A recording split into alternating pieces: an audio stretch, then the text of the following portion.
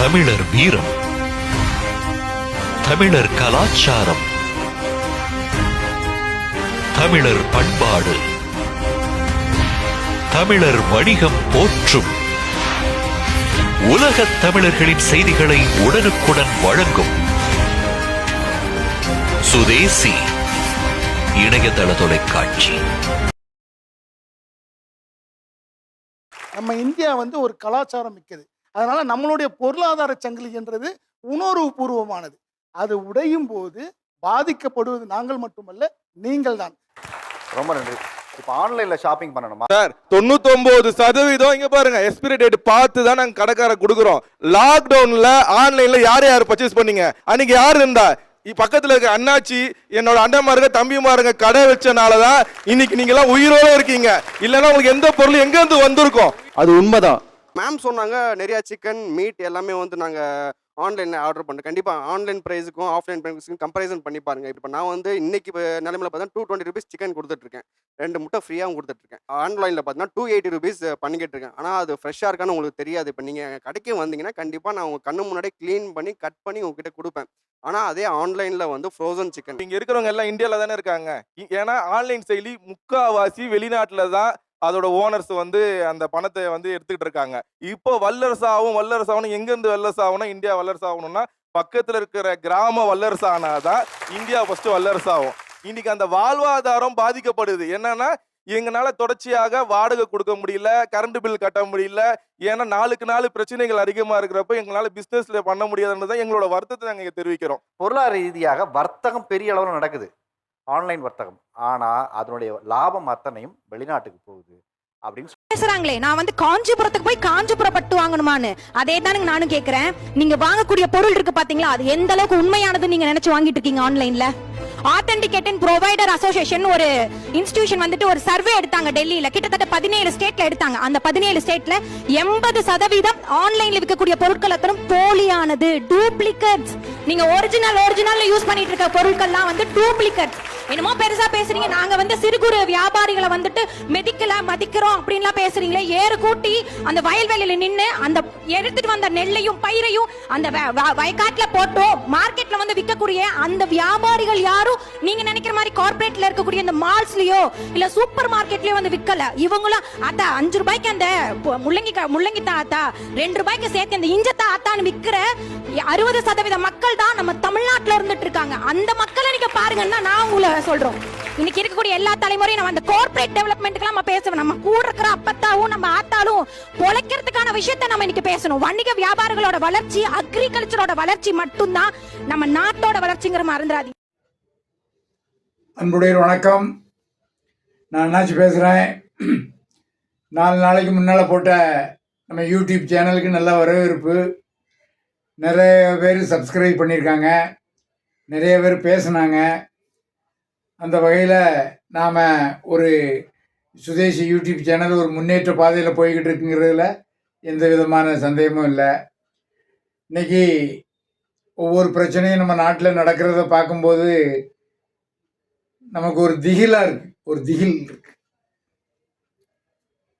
3000 ரூபா 3500 ரூபா இருக்கிற தூத்துக்குடியிலேருந்து சென்னைக்கு வர்ற ஃப்ளைட் டிக்கெட்டு சீசனில் 26,000 ரூபா சொன்னால் அதை பற்றி யாரும் கேட்க மாட்டேங்கிறாங்க. ஆமாம், ஃப்ளைட் டிக்கெட்டு எத்தனை பங்கு ஆனாலும் அதை பற்றி கேட்குறது இல்லை. அதுமாதிரி ட்ரெயின் டிக்கெட்டு யாரும் கேட்குறது இல்லை. அதுவும் ஆனால் ப்ரைவேட்டு பஸ்ஸை மட்டும் 1000 ரூபா கூட்டினோடனே கொள்ளையடிக்கிறான் அப்படின்றாங்க. மற்ற 5 பேர் 6 பேரை வச்சுலாம் பஸ் ஓட்டுறத நான் பார்த்துருக்கேன்.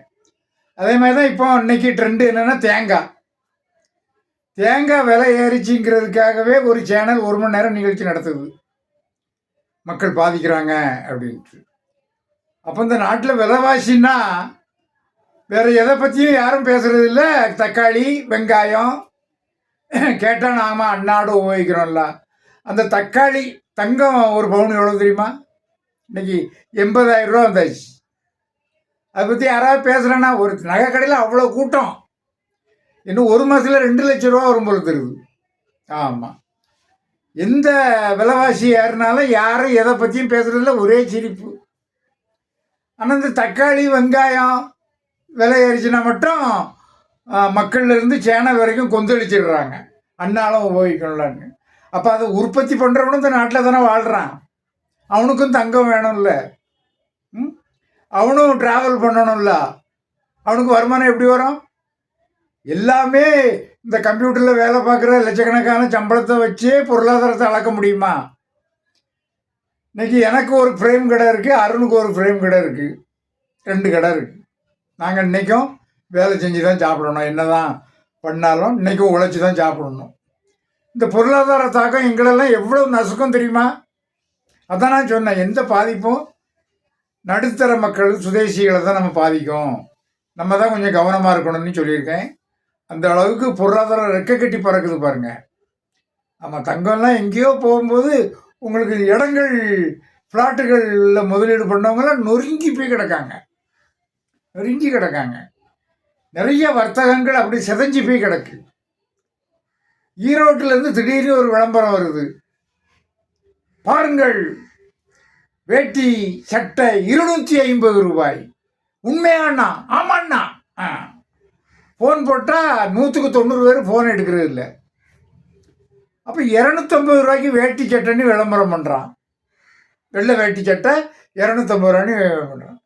ஒரு நேரம் செலவைக்கு போடுற செலவை கூலி 120 ரூபா ஒரு சட்டைக்கு, ஒரு வேட்டிக்கு 120 ரூபா. அப்போ ஒரு நேரம் செலவு பண்ணுற காசு புது சட்டை கொடுக்க வேட்டி கொடுக்கன்னா அது என்ன பொருளாதாரம்னு தெரியல. அதை தாக்கம் எப்படி பண்ணுறதுன்னு தெரியல. திடீர்னு பார்த்தா 150 ரூபாய்க்கு சேலைங்க. என்ன நடக்குதுன்னே தெரில, என்ன சொல்ல வர்றாங்கன்னே தெரில. பொருளாதாரங்கள் எப்படி போய்கிட்டு இருக்குன்னு தெரில, தொழில் எப்படி பண்ண போகிறோன்னு தெரில.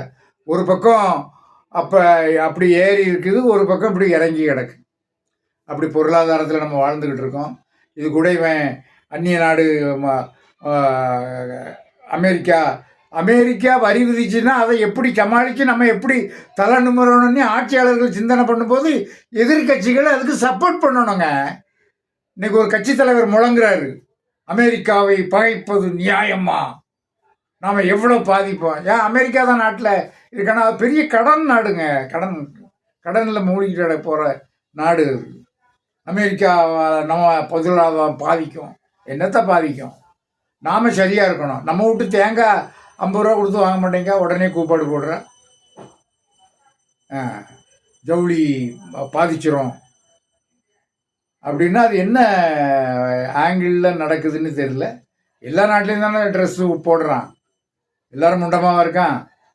அமெரிக்கா ட்ரெஸ்ஸு கலாச்சாரம் எப்படி இருக்குன்னு நான் பார்க்க தானே செய்கிறேன். ஒரு இரும்பு சங்கிலி வாழ்க்கை, கொஞ்சம் கூட ஃப்ரீனஸ், சுதந்திரம் இல்லை அப்படின்னு சொல்கிறாங்க. அமெரிக்கா வாழ்க்கையை அப்படியே கண்ணுக்குள்ளே விளக்கெண்ணெய் ஊற்றி சட்டம் பாதுகாக்குமா, அங்கே வாழ்க்கையை சொர்க்கன்றான். ஆனால் நம்ம நாட்டில் இவ்வளோ சுதந்திரமாக வாழ சொன்னால் தேச விரோத சக்திகளெல்லாம் கூப்பாடு போடுறான். இந்தியா அப்படி, மோடி இப்படி இப்படின்ட்டு. ஆக அந்நிய சதி பிடியில் நம்ம அகப்பட்டுட்டு கிடக்கும், அதை எல்லாம் உணரணும். அதுமாதிரி தான் இப்போ சமீபத்தில் நம்ம இப்போ ஒருங்கிணைப்பாளர் கூட பேசினார், வடநாட்டு தொழிலாளர்கள் காவல்துறை அடிச்சுன்னு இருக்கிறாங்க. ஆனால் அரெஸ்ட் பண்ணியிருக்காங்க, அரெஸ்ட் பண்ணி 29 பேரை உள்ளே போட்டிருக்காங்க. நம்ம என்ன ஆகிட்டு இருக்கு பாருங்க, நம்ம எங்கே போனாலும் அடிமையாக வாழ்கிறோம், எங்கே இருந்தாலும் அடிமை குணம் தான் இருக்குது. ஆனால் பாருங்கள், அவன் வெளியே இருந்து வர்றவன் 10 பேர் 20 பேர் ஒன்று சேர்ந்தோன்னே பூந்து அடிக்கான். வர்த்தகங்கள் போயிடுச்சு.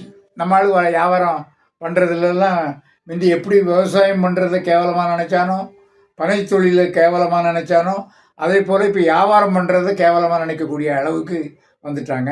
எல்லாரையும் படிக்க வச்சுட்டு சுகி மோட்டோவை சுமக்கிற அளவுக்கு கொண்டு வந்துட்டாங்க. அதனால தான் அடுத்தவன் இங்கே படையெடுக்க இங்கே என்ன வளங்கள் எல்லாம் சுரண்டி போய்கிட்டு இருக்கு, அதெல்லாம் கவனிக்கணும். கொஞ்சம் விலைவாசிகள் எல்லாம் முன்ன பின்ன இருந்ததுன்னா அது என்னன்னு கொஞ்சம் பாருங்கள், கவனிங்க, கூக்குரல் போடாதீங்க. நம்மளை நாமே பாதுகாக்கக்கூடிய ஒரு சூழ்நிலையை நாம் உருவாக்க வேண்டும் என்பது இன்றைய செய்தி. நன்றி, வணக்கம். அண்ணாச்சி முத்துக்குமார்.